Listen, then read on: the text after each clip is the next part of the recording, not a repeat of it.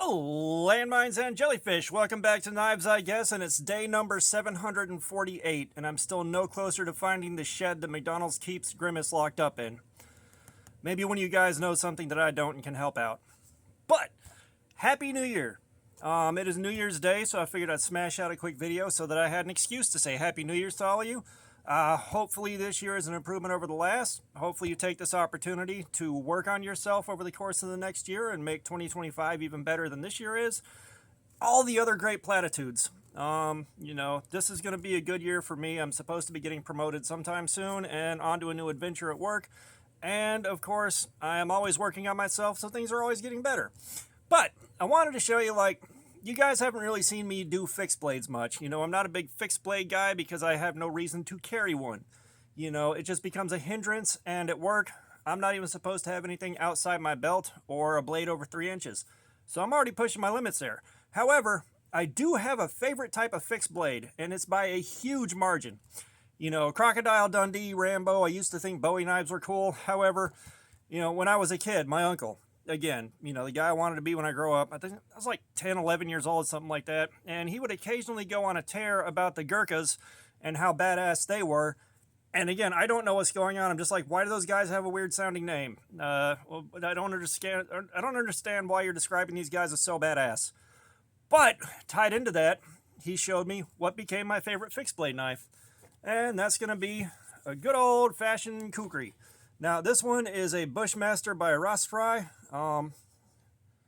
You can see there is the Butterfly and Pacific Cutlery Corp. There's a lot going on here.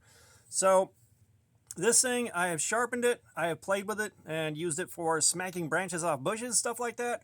But when I do carry a fixed blade, this is the kind of thing I like to carry the most, and this is definitely a pure fighting knife. And it's one of those that I have a pretty good idea how I'd use. It's fighting with a sharpened hammer.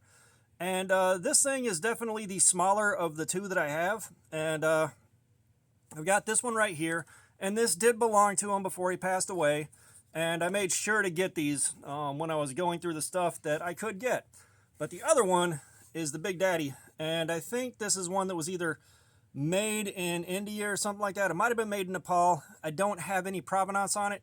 However, this is a very close match to the ones that are made in the traditional style. But, this has got all the things. Like you can see the palm of my hand, this is a very wide blade. It's got a couple of fullers in it. And you have the little blood notch, which isn't a blood notch. With the tip sharpened on these, supposedly if you draw it and it doesn't taste blood, you got to give it a drop of yours. But, that's some malarkey. And, of course, you got the traditional style handle with... a little bit of ornamentation right there on the end. And that is a lion's face. It's just, it's either been beat on to the point where it's no longer well formed, or it was never formed that great to begin with. You can see some ears and a nose and all that right there. So, this thing I absolutely love. However, if I was going to EDC one of these, it'd probably be this one because it's lighter weight, a little bit more convenient, and, it's a bit easier to sharpen and carry and deal with. And this thing is definitely traditional style, and it's got all the marks of being handmade. And if you know anything about anything, these guys, they're making these out of old leaf springs, and these guys are sitting in a shop, and there'll be like 10 or 12 of them in there, and their anvil is a big sledgehammer head buried in the ground. And that's what they're making these on. I've seen videos, and I'm kind of blown away, because I've got a full-size anvil and a full-size shop in my garage, and I can't even imagine trying to hammer one of these out and make it, because the mass under the anvil is part of what gets the job done for you, and the rebound on the anvil is part of what helps you conserve energy and do a better job.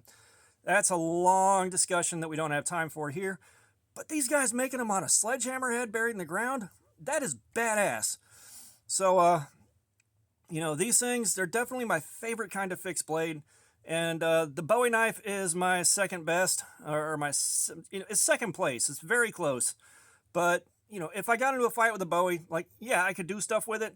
However, it's not fighting with a sharpened hammer. And I know how to swing a hammer.